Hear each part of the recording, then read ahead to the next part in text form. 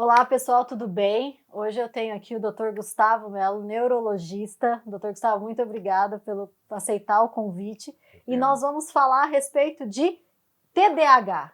Como diagnosticar, o como saber se tem TDAH ou não, porque é uma pergunta que muitos vêm se questionando, né?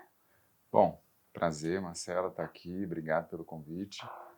Eu acho que o diagnóstico do TDAH é talvez uma das situações do TDAH que mais gera dúvida, né? Por ser um diagnóstico clínico que é extremamente difícil, porque é uma doença, um transtorno do comportamento em que os sintomas eles são variáveis, eles são múltiplos, tanto do ponto de vista de característica quanto do ponto de vista de intensidade. Então, quando a gente tem um diagnóstico que é clínico, que a gente não tem um biomarcador, um exame de imagem, um exame de sangue, é uma situação que chama bem atenção essa questão do diagnóstico, que ele não vai ser fácil, né? Ele envolve essencialmente o relato que o paciente traz, né? Então, a história que ele conta, Uhum, e no adulto é uma história que a gente necessariamente vai precisar retomar as características na infância, para uhum, entender se aquilo já era presente, né? E também ele precisa do entendimento que o profissional de saúde tem sobre aquela história que está sendo relatada, né? uhum, E tem muito detalhe na história que é importante, né? A gente está falando de uma condição do comportamento que tem características que frequentemente, né, vão ser problemas no dia a dia, mas que podem ser pioradas por outras condições, como, por exemplo, uma privação de sono, né, um nível maior de estresse ou até mesmo uma demanda maior, né? uhum, O TDAH é uma condição biológica, né? Eu costumo falar para os pacientes que é uma condição biológica, ou seja, ela está no próprio indivíduo e uhum, como ela é uma condição do neurodesenvolvimento, né, ele tem aquilo desde a infância. Então, se é biológico e é do neurodesenvolvimento, ele tem que estar presente na infância, tem que estar presente em diversos ambientes, né? uhum, Porque às vezes, né, essa questão do diagnóstico, às vezes as pessoas pensam assim: nossa, mas eu tenho uma dificuldade específica aqui com algo que eu procrastino, né? Mas quando você vai olhar o contexto todo, aquela procrastinação ela é única, específica, às vezes relacionada mais ao ambiente, às vezes um ambiente que a pessoa não não está tão confortável, não é tão favorável para que ela execute aquilo, mas quando você olha para o resto da vida da pessoa, ela está executando de uma forma completamente, vamos dizer, organizada e executando as tarefas, né, sem grandes problemas, E entendeu? muita gente, doutor Gustavo, chega aqui para mim, a maior queixa. Ah, eu acho que tenho desatenção, eu acho que eu tenho TDAH, porque as mídias estão falando muito a respeito do assunto. E assim, todo mundo já acaba se autodiagnosticando, exatamente, mas precisa muito desse contexto todo, né? E não só os sintomas, às vezes, do momento. Às vezes, muitos pacientes estudava um período e depois começa a fazer concurso, estuda muito mais e acredita, eu devo ter TDAH, ou seja, aumentou a carga de trabalho ou de estudo, e não necessariamente, né? Uhum. Então, assim, quais são os sintomas que a gente pode observar, lembrando de toda a importância desse conceito, né, do contexto, na verdade, que a gente observa num TDAH? Uhum. Assim, os sintomas, né, do transtorno de déficit de atenção e hiperatividade, os sintomas core ali, né, os Uhum, principais são a desatenção, né, a hiperatividade e a impulsividade, tá? uhum, Na criança, a gente olha muito para essa questão atencional. No adulto, isso semiologicamente, ele se representa de outra forma, que é o que nós chamamos de função executiva, uhum, né? Deixa eu só tentar esclarecer um pouco esse termo, que é um termo um pouco técnico, né? Mas a função executiva é um domínio, né, do cognitivo, do cérebro, que está responsável ali, né, com a forma como a gente planeja e executa as coisas. E ele é muito ligado à atenção. Mas o sintoma ele se manifesta no adulto como um paciente, como um indivíduo desexecutivo. O que é isso? Que vai ter dificuldade na organização e no planejamento. Da mesma forma que a inquietude, a hiperatividade na infância, né, que é muito mais óbvia e muito mais clara quando você olha uma criança hiperativa, no adulto tem uma tendência a, a ter, obviamente que não em todos os casos, mas uma discreta diminuição dos sintomas, né? Isso, a evolução do TDAH é muito individual. Então, vão ter pacientes que vão remitir, vão ter pacientes que vão ter a síndrome completa, mas o que eu quero dizer é, você olhando para o sintoma, né, para a semiologia, você não vai ver adulto subindo na mesa, fazendo as coisas que a criança hiperativa faz, né? Mas ele se manifesta de forma motora mais discreto. Que Pode é ser ter pensamentos, né? Sim, mas quando a gente fala da questão da hiperatividade, é algo assim, que envolve o corpo, né?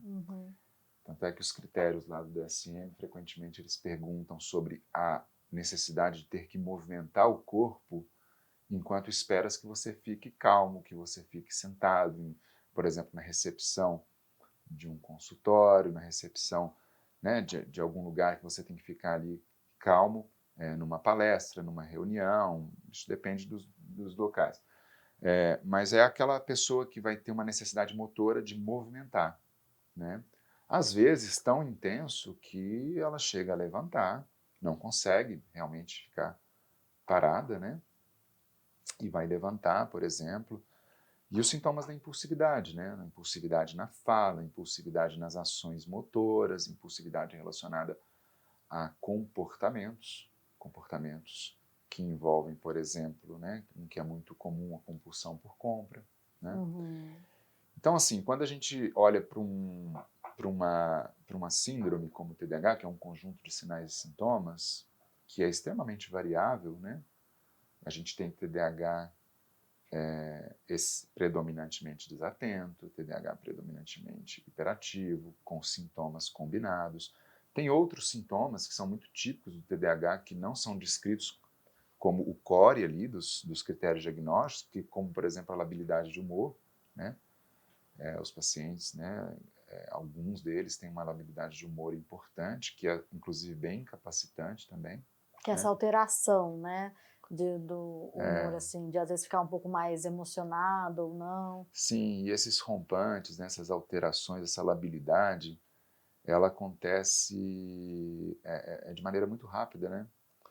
Que é até uma característica importante, né, do ponto de vista semiológico, que quando a gente investiga o TDAH, a gente tem que observar que essa labilidade de humor, que às vezes o paciente está no mesmo dia empolgado com algo novo, uma situação nova, e naquele mesmo dia frustrado, né, irritado, triste, e aquilo acontece às vezes mais de uma vez no dia, aquela labilidade, aquela variação do humor, isso é algo típico, por exemplo, de alguns pacientes com TDAH, não todos, né? Igual eu estou dizendo, é um quadro muito rico do ponto de vista semiológico, né?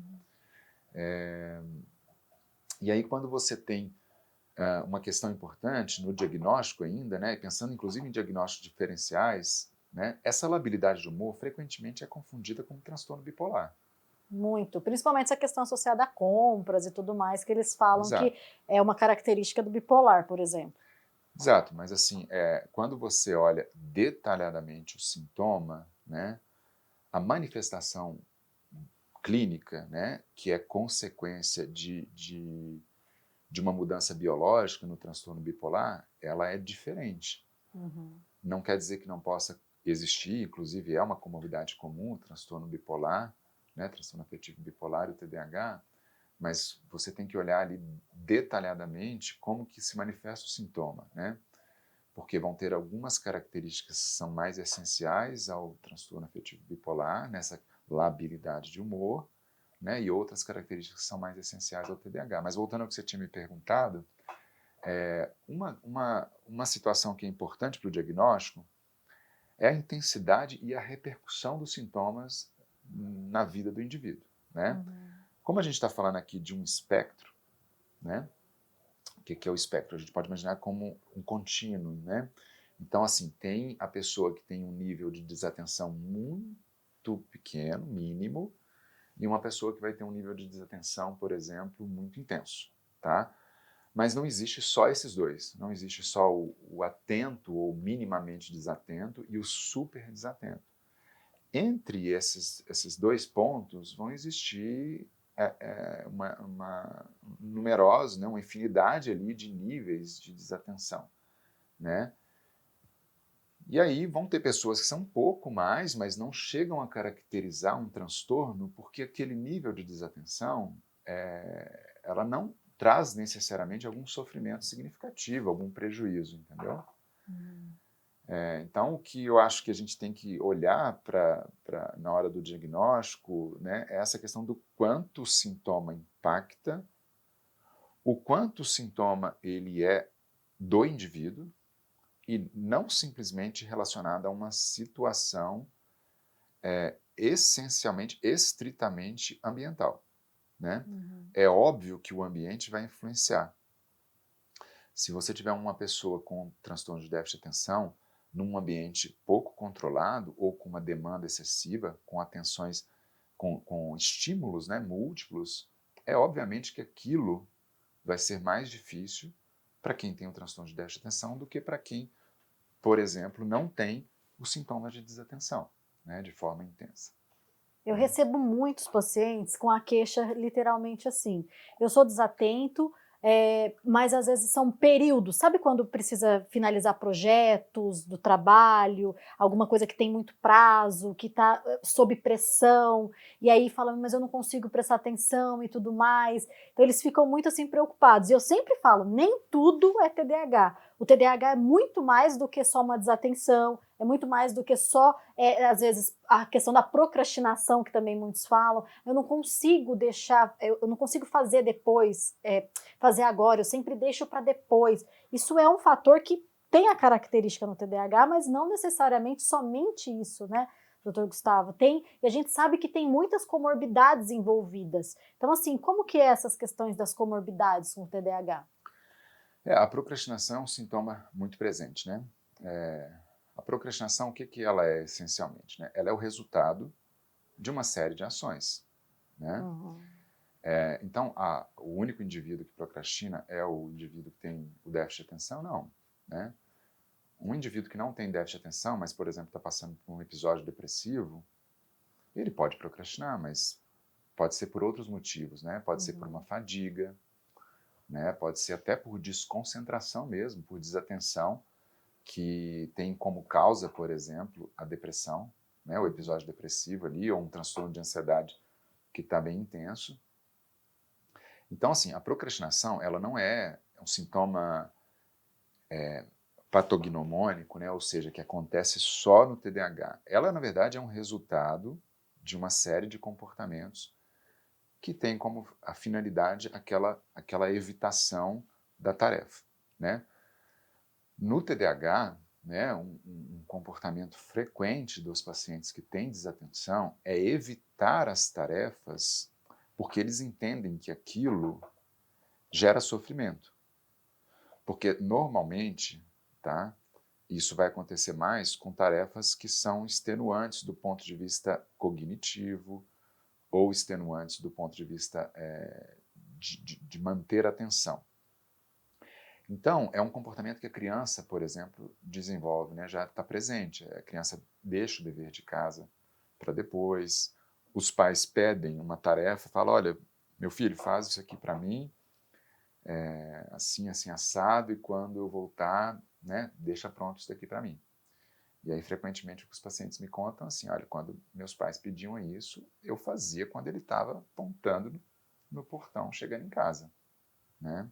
Nos 45 do segundo tempo. Exato, é um relato muito comum, mas aí você pergunta por quê, né? A criança não tem uma consciência sobre o porquê ela está fazendo isso, né? Mas quando você começa a explorar o motivo da procrastinação, eu acho que isso é essencial para o diagnóstico. Porque se chega um indivíduo, né, um paciente, que ele tem uma suspeita de déficit de atenção, e ele coloca para você que ele procrastina, mas você não entende o motivo pelo qual ele procrastina e liga aquilo como um sintoma necessariamente do TDAH, você pode cometer erros, né? Então, eu acho que entender esse motivo é importante. Então, voltando na criança, ela afasta, ela se afasta da tarefa, ela evita a tarefa, né? Uhum. E aquilo vai virando um comportamento, um hábito. Vai virando Tá? aquela rotina, né? Exato. É um hábito. E ela sem compreender necessariamente o porquê daquilo, né? Mas o que que acontece, por que que o indivíduo com déficit de atenção ele faz isso? É uma tarefa atencional, como eu disse, normalmente. Nem todas, né? Tem algumas que são que o nível de exigência atencional é baixo, mas mesmo assim os pacientes procrastinam. Ou seja, o que nos leva a pensar que a desatenção ela é realmente algo relevante. Porque mesmo atividades que são pouco demandantes do ponto de vista atencional, os pacientes, eles, né, os que têm TDAH, eles vão lá e eles procrastinam, Evitam. evitam. Né? Então, assim, um motivo pelo qual eles evitam é que aquilo exige com que eles mantenham a atenção sustentada num estímulo só. Uhum. E isso, naturalmente, do ponto de vista biológico, é difícil para quem tem déficit de atenção. Então, ele precisa manter a atenção sustentada naquele estímulo para executar a tarefa até o final, mas quando ele vai fazer isso, normalmente ele perde o foco. Uhum. Né? E perde o foco, às vezes, rápido e muitas vezes, o que o faz desistir de concluir a tarefa, que é outro sintoma característico, né? Não concluir as tarefas, e que também o faz procrastinar. Uhum. Né? Porque como ele não conseguiu executar até o final, ele deixa para depois. E como ele sabe que aquilo é difícil, não é natural, né? Ele evita pelo sofrimento, né? Exato. Então, essa questão da procrastinação, a gente tem que entender que ela vai além de só um episódio. O que vem atrás de muito, até lá de trás, da infância, da fase adulta agora, e que não é um momento único, é uma coisa para evitar esse desconforto, esse incômodo, né? Exato. Voltando no que eu disse lá no início, que como é uma condição biológica, né, neurobiológica, a procrastinação não vai acontecer, por exemplo, num ambiente apenas. Ela pode acontecer e o paciente ter TDAH? Pode, mas aí tem que explorar todos os outros sintomas para entender bem o motivo disso. Mas normalmente ela é algo que vai acontecendo em mais de um ambiente, que inclusive que é necessário para que tenha o transtorno, em que a disfuncionalidade, né, a disfunção, ela seja caracterizada em mais de um ambiente. Porque quando Sim. você olha e aquilo acontece só num ponto específico da vida, às vezes não é uma questão biológica, às vezes é uma questão relacionada àquele ponto específico, entendeu? Então, sim, é um sintoma presente, é comum, é característico, tanto é que às vezes muitas pessoas confundem procrastinação com o próprio TDAH, que não é verdade, né? Quantas Uhum. pessoas, às vezes, elas dizem, estou procrastinando. Ah, o que você está procrastinando?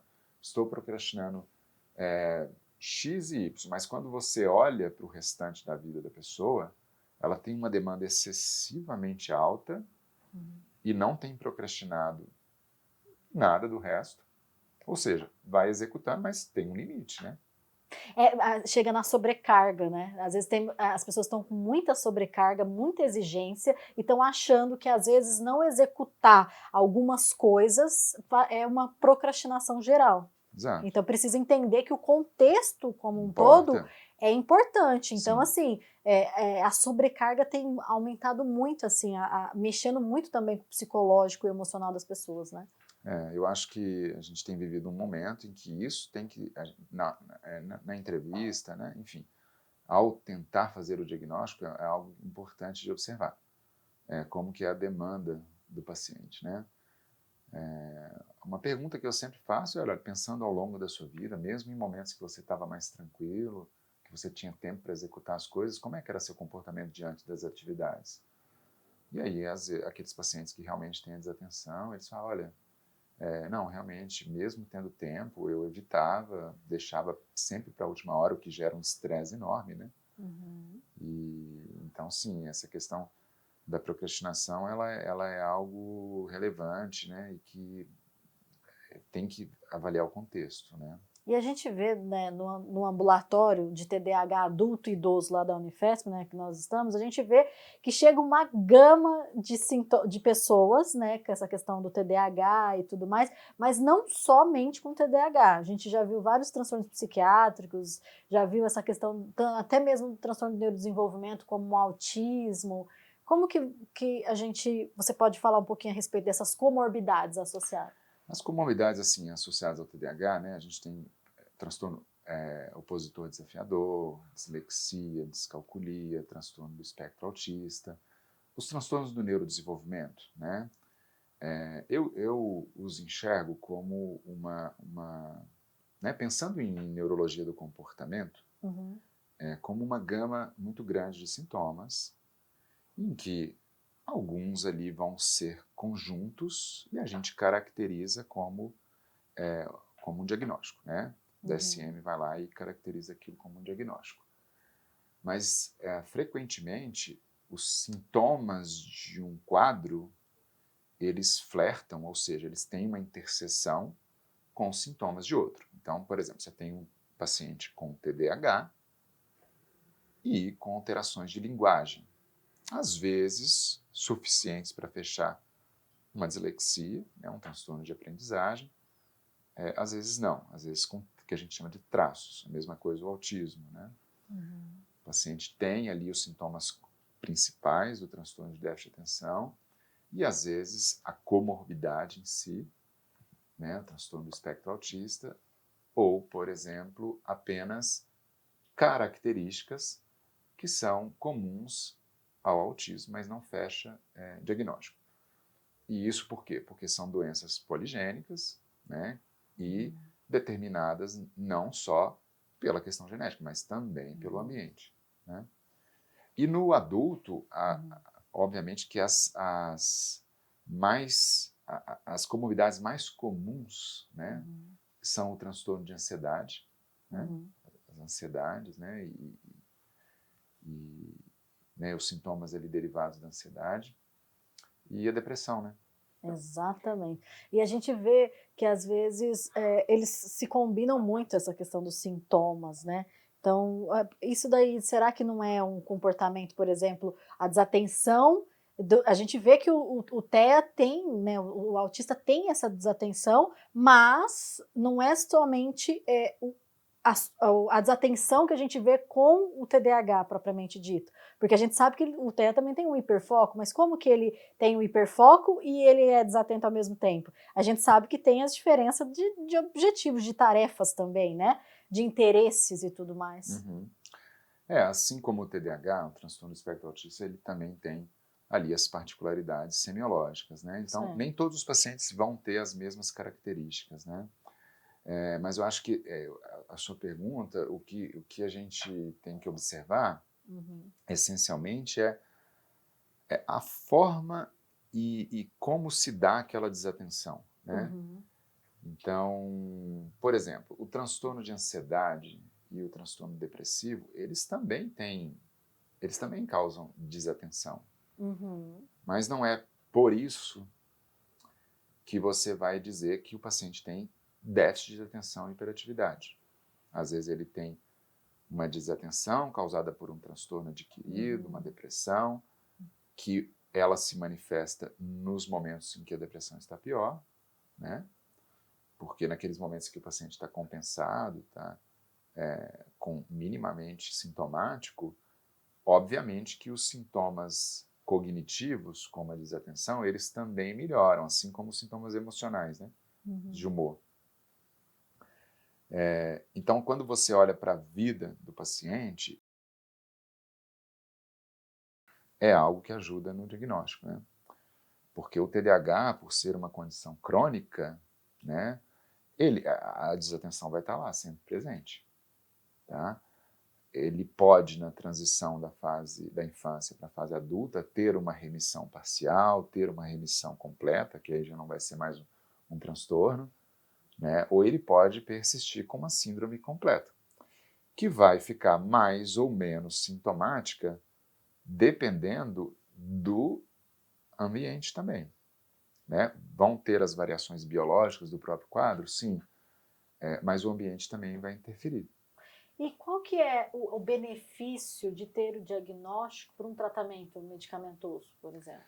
Ah, são bem relevantes, né? Primeiro porque não é uma regra que todos os pacientes respondem às medicações, não são de medicações tão simples de usar, elas têm os efeitos colaterais, os potenciais efeitos colaterais, mas muitos pacientes têm um ganho, né? Um ganho nessa circuitaria atencional, nesse sistema atencional. Então, o que eu estou querendo dizer com isso? O funcionamento atencional, a partir do momento que o paciente está medicado, tem uma regulação, né? O que permite ao indivíduo que ele execute as tarefas,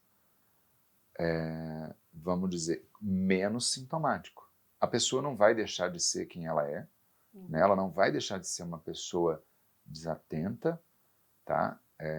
A medicação não tem esse poder de mudar quem você é. Mas qual que é o objetivo do tratamento? De forma alguma o objetivo é desempenho, né? Às vezes as pessoas procuram isso para desempenho, né? As medicações, mas ela é aliviar sintoma, aliviar sofrimento. Então, quando você enxuga ali aquilo que está sobrando, que é o sintoma, né? Daquele comportamento exacerbado, você acaba trazendo mais conforto para que a pessoa execute a tarefa. E aí ela executando de forma confortável, gera menos estresse. Vai gerar, consequentemente, menos ansiedade, né? Talvez uma questão com autoestima melhor, porque muitas vezes os pacientes se cobram excessivamente porque não compreendem o motivo da procrastinação, não compreendem o motivo da desorganização, dos esquecimentos, que é algo que a gente ainda nem comentou. Mas quando... Então, a primeira questão, quando você tem o diagnóstico, você já começa a compreender qual é o seu comportamento. Sim.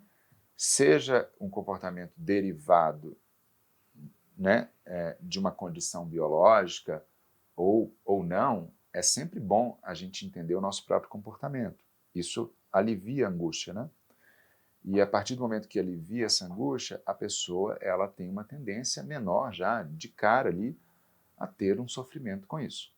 E aí, quando ela medica e a medicação o coloca numa condição menos sintomática, ele passa a executar aquela demanda que é executiva, que é atencional, de forma mais confortável. E aí, consequentemente, menos estresse em cima dessa execução, né? E já que a gente está falando de medicamento, e depois eu volto para falar da minha visão no meu tratamento que eu faço com os pacientes aqui, muita gente acha que essa questão, né, do uso do Venvance, Ritalina, desses medicamentos, nossa, aumenta o desempenho, mas o paciente que tem TDAH, eles se beneficiam, assim, desses medicamentos ou depende muito do perfil do paciente? A resposta é individual, né? Mas assim, obviamente, como existe uma indicação, essa indicação ela é bem consolidada, uma indicação de diretriz, a maioria vai responder bem, entende? Nem todos, aí são particularidades do indivíduo, né? Mas quando você pensa num quadro que a gente entende como um contínuo de sintomas, né? A tendência é que quanto mais sintomático e aquilo se regule, melhor a resposta para o indivíduo, ou seja, mais confortável ele pode se sentir. Mas, obviamente, que essa resposta é individual. Mas os estimulantes, por exemplo, né, não são as únicas medicações para o TDAH, mas a indicação delas, né, até como primeira linha de tratamento, né, de forma geral, é óbvio que a gente tem que individualizar cada paciente, mas é sim, porque aquilo traz benefício, né? Então traz alívio de sintoma. E não é só os estimulantes, né? A gente sabe que tem a combinação dos medicamentos, né? De, às vezes, o antidepressivo, ansiolítico, não sei, depende muito do perfil, porque as pessoas, o que eu vejo, eles têm muito receio de tomar medicamento ansiolítico, antidepressivo, mas essa questão do estimulante é algo que as pessoas já vibram mais, querem mais, assim, né? Existe talvez até um estigma, né, de que por ser a medicação que trata o TDAH é aquela que vai ser a solução, mas não é, né? É uma das soluções diante de um tratamento que envolve várias coisas. Mas o que a gente estava falando das comorbidades, então, por exemplo, uma pessoa que está ansiosa, às vezes num nível de ansiedade excessivo, né, transbordando aquela ansiedade, e ela tem TDAH também, então tem uma comorbidade, né, TDAH e ansiedade.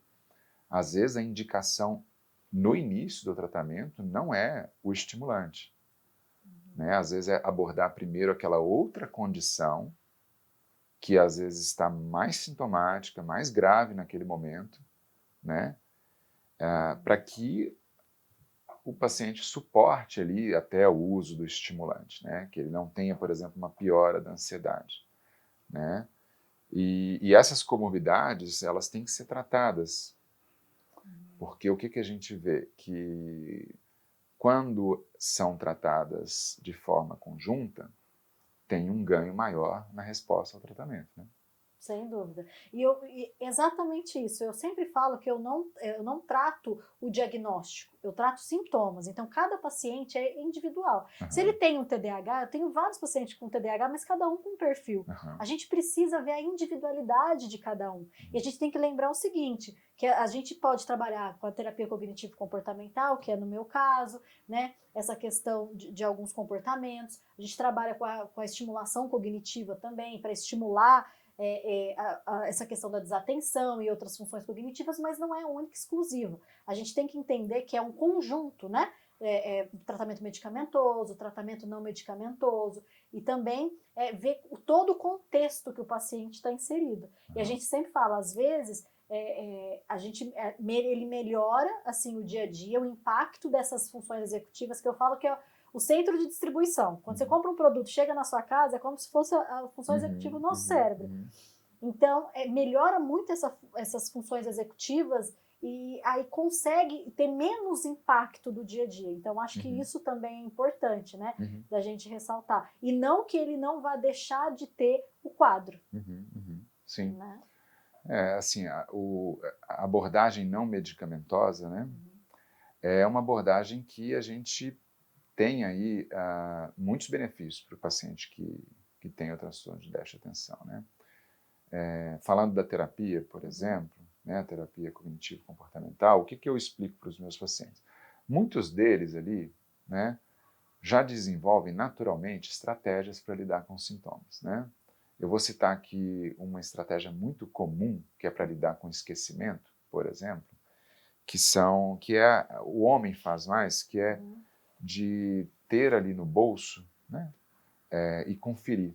Bater a mão, olha, estou levando o celular, chave e carteira. É uma estratégia. Faz isso daqui para conferir se não está esquecendo nenhum objeto, né?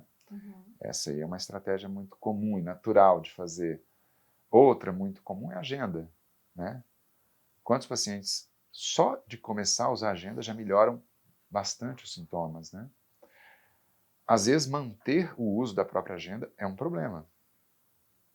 Pela desorganização, pela desexecução.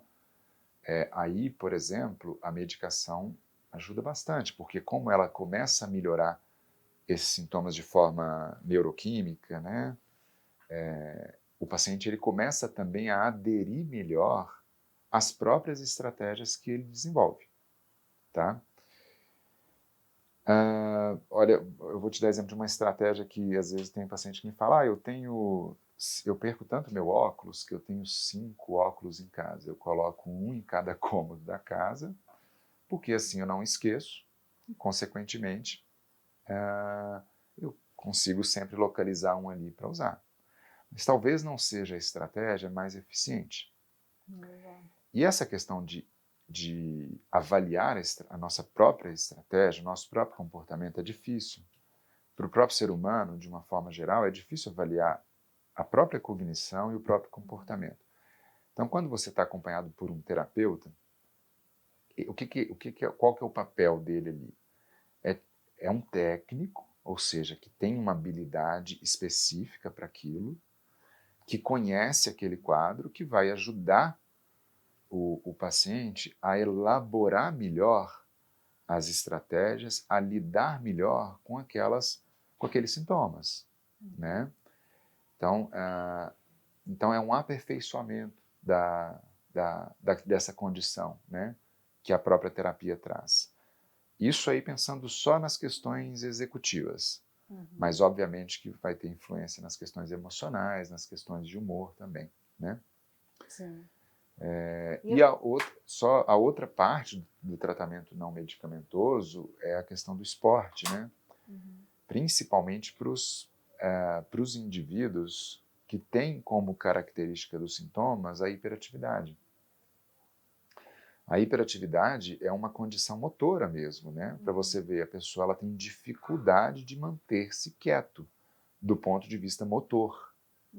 Então, quando você trabalha essa questão de vias motores do cérebro executando uma atividade física, é óbvio, e isso é muito claro para os pacientes, que tem ganho, né? Sim, sem Não só para dúvida. os desatentos, para os hiperativos, para os desatentos também. Acho que de modo geral, né, atividade física, essa questão do equilíbrio como um todo. Eu acho que o processo terapêutico que eu falo com os pacientes com TDAH, ele é muito minucioso. Então é assim, quais são as dificuldades que você tem no dia a dia para a gente criar estratégias? Por mais que eles venham com estratégias prontas, a gente consegue auxiliar e minimizar todo esse impacto, como você disse mesmo. E a respeito, assim, de aderência ao tratamento, como que você observa? Porque, por exemplo, eu vejo que eu tenho perfil que às vezes eles ficam muito ansiosos, às vezes eles querem interromper, já tá bom aqui, já não, sabe? Eu vejo, às vezes, essa agitação. Como que é na parte medicamentosa? Olha, existe até algumas referências na literatura, né, falando sobre isso. E tem variações aí de 13% até 50% de pacientes que mantêm o tratamento a longo prazo. É uma característica do indivíduo que tem déficit de atenção, hiperatividade, largar as tarefas. E isso não acontece diferente, muitas vezes, com o tratamento, né? Então, às vezes, a pessoa acha que já atingiu ali uma condição confortável e, às vezes, aquilo no primeiro momento chega, porque, às vezes, a diferença é grande, né?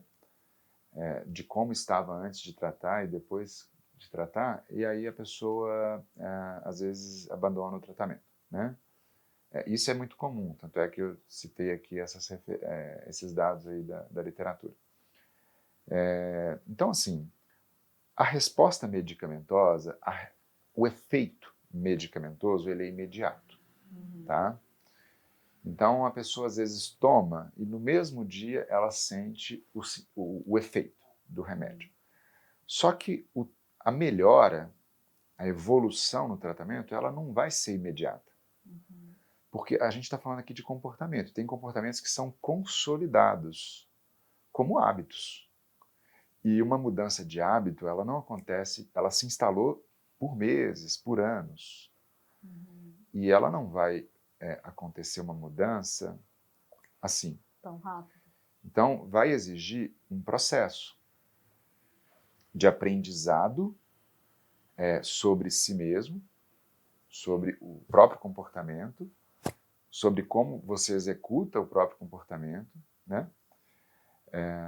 E sobre as mudanças que você tem proposto naquele comportamento, para que elas sejam executadas de forma contínua, né, por um tempo necessário para que aquilo, de repente, se torne novos hábitos, né?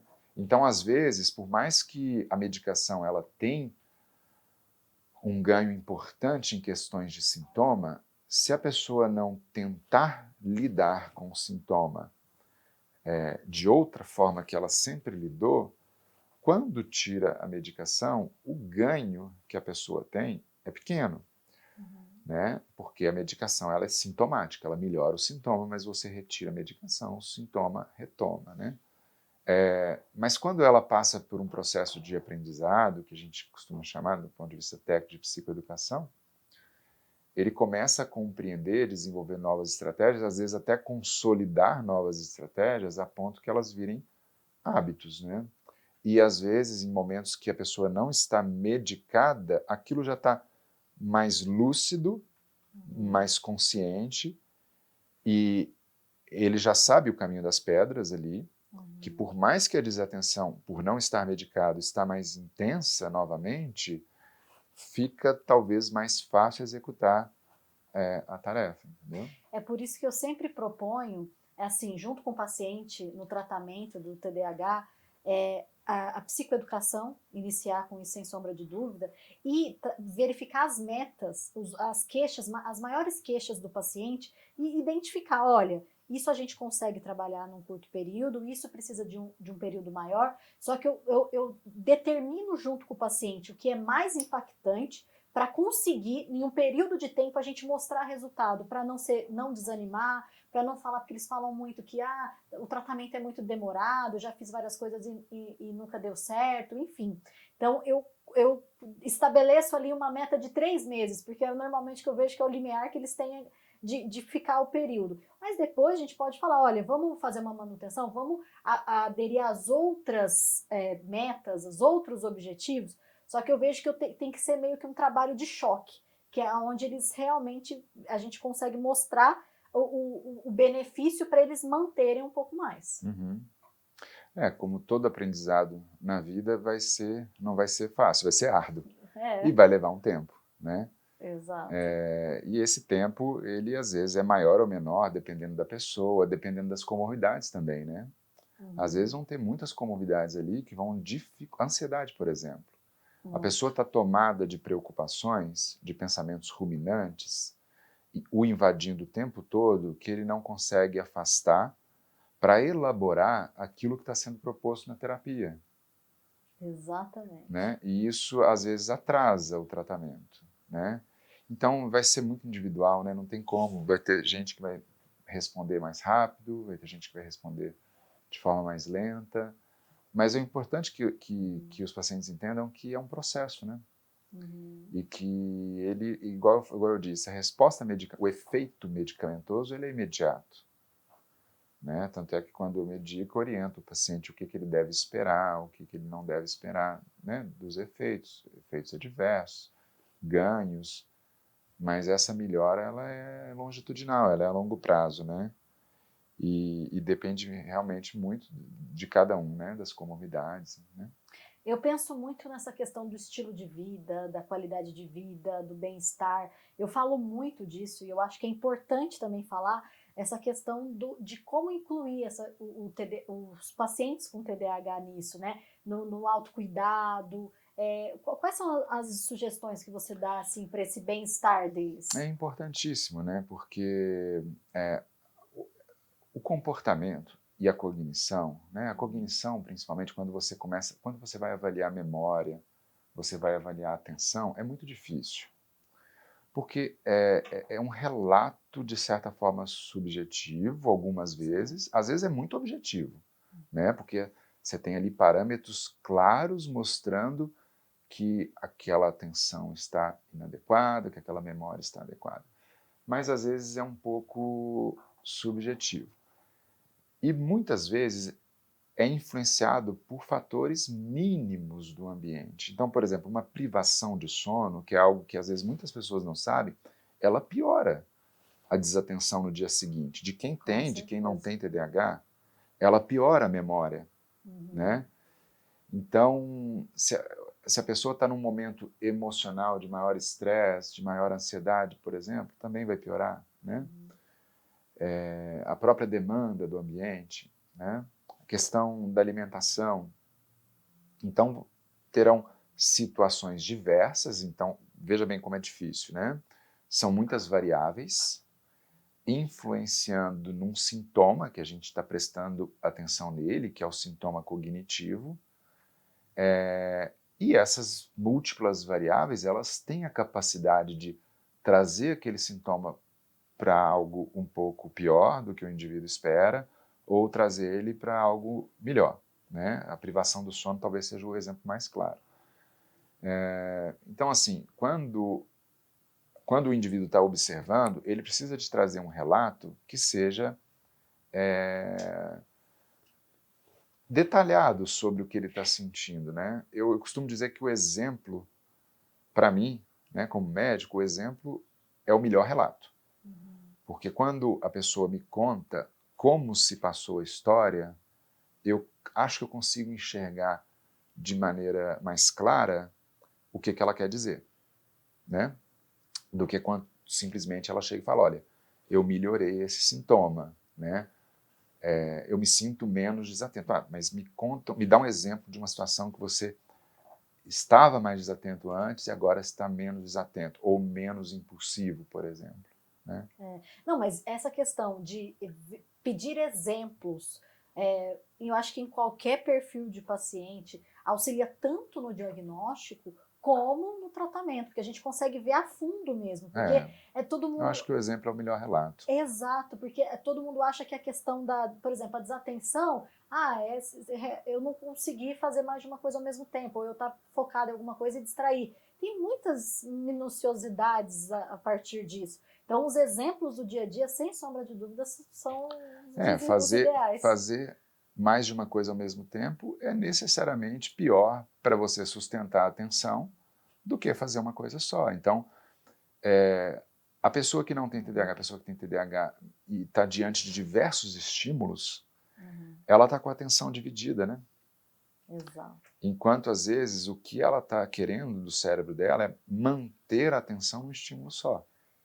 E você sabe que uma das estratégias que, assim, de modo geral, acaba funcionando dependendo do perfil do paciente, às vezes, modificar muita coisa no ambiente, que aí já minimiza um pouco essa Sim, distração. sim. O toque do celular, ou até mesmo essa questão de muita informação na mesa que estuda, ou na mesa do trabalho. Então, assim, modificando o ambiente, a gente consegue muitos resultados, assim, que facilita o dia a dia do paciente. Sim. Né? E quais recursos de apoio que a gente pode contar, assim, com esses pacientes, o TDAH adulto principalmente, assim, normalmente a gente sabe que tem todo o tratamento medicamentoso, não medicamentoso, mas o que a gente pode orientar também a ter esse apoio, esse recurso para esses pacientes?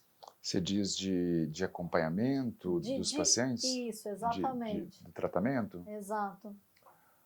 Olha, sim, eu acho que o entendimento, além do que a gente já falou, né, que a gente falou da medicação, falou do exercício físico, da alimentação, da terapia, eu acho que uma coisa muito importante é o entendimento sobre o sintoma de quem convive com o paciente, né?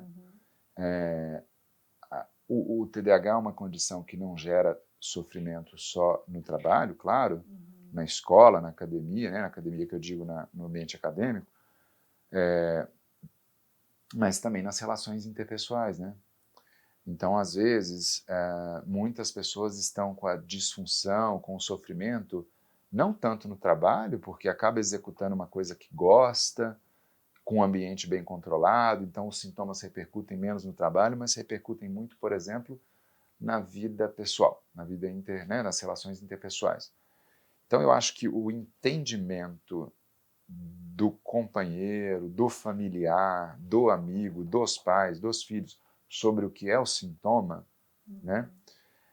Eu acho que é algo importante no tratamento dos pacientes, né? Eu acho que é relevante, né? Porque diminui, talvez, o entendimento da situação, a clareza da situação gera menos angústia, né? E as pessoas ao redor sabendo, né, de como lidar com isso também é muito importante. Porque várias vezes eu ouço assim, mas a minha esposa fala que ela precisa falar uma coisa de cada vez, porque se falar várias vezes eu vou responder uma. Ou se não, pede atenção no olho para poder responder. Enfim, então, às vezes as pessoas vão lidando com algumas estratégias com aquele perfil, mas a gente tem que entender que tem algumas limitações e que a gente precisa olhar para isso, né? E essa orientação, buscar saber os familiares, as pessoas próximas, como lidar com essa questão do dia a dia, também é muito importante para minimizar todo esse impacto, né?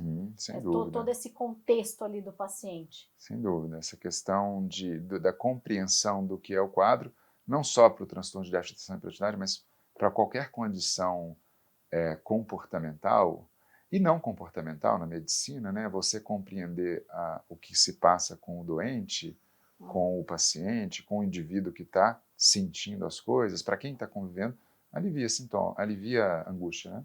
Exatamente. Então a gente precisa olhar isso como um todo, em todos os ambientes e principalmente a orientação. Orientar, saber a respeito do quadro é muito importante, porque as pessoas conseguem ajudar quem está próximo e também se ajudar, né? É.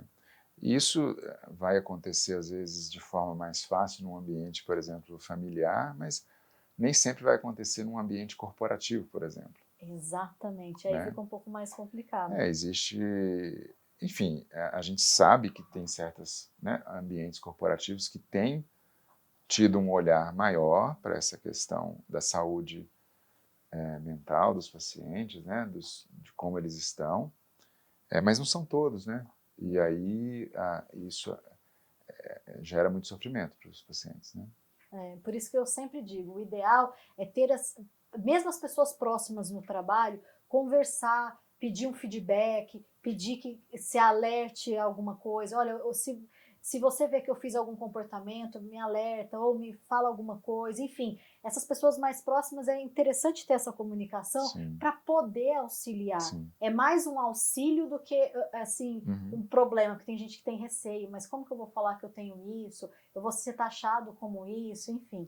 Não, esse estigma tem que ser mudado, né? É uma condição da atenção, né? O estigma carregado pelos pacientes adultos hoje, de uma época em que o diagnóstico não era tão claro, né? Pessoas na faixa dos 30, 40, 50 anos, é um estigma muito pesado, né? De que a pessoa era preguiçosa, burra. Não é necessariamente uma condição ligada à inteligência, é uma condição ligada à desatenção, à hiperatividade, à impulsividade, que são condições que são exigidas pelo ambiente. E a partir do momento que o ambiente exige isso do indivíduo, ele começa a ter ali os deslizes, né, por ter o sintoma, mas realmente essa questão do estigma é algo que precisa, e eu acho que já tem sido, né, porque o TDAH tem sido muito falado, a informação tem disseminado de uma forma importante, e eu acho que isso é algo que nos próximos anos talvez seja mais bem visto, né? Essa questão de poder comunicar sobre os sintomas, sobre a condição. Né?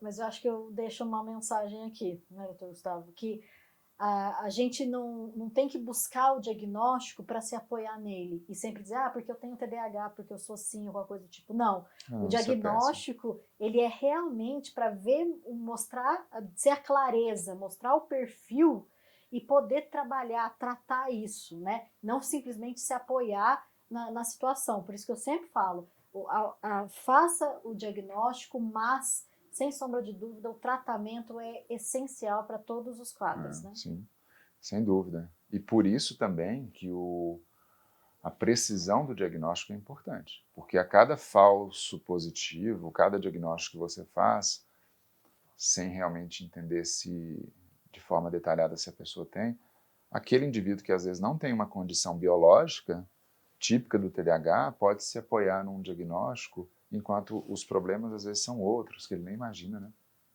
Exatamente. Então a gente tem que saber que é um assunto aí que se deixasse a gente ficaria aqui muito tempo falando, mas eu agradeço mais uma vez a sua presença, né? O Dr. Gustavo, que está à frente ao ambulatório de TDAH adulto e idoso da Unifesp, que eu tenho o prazer também de fazer parte.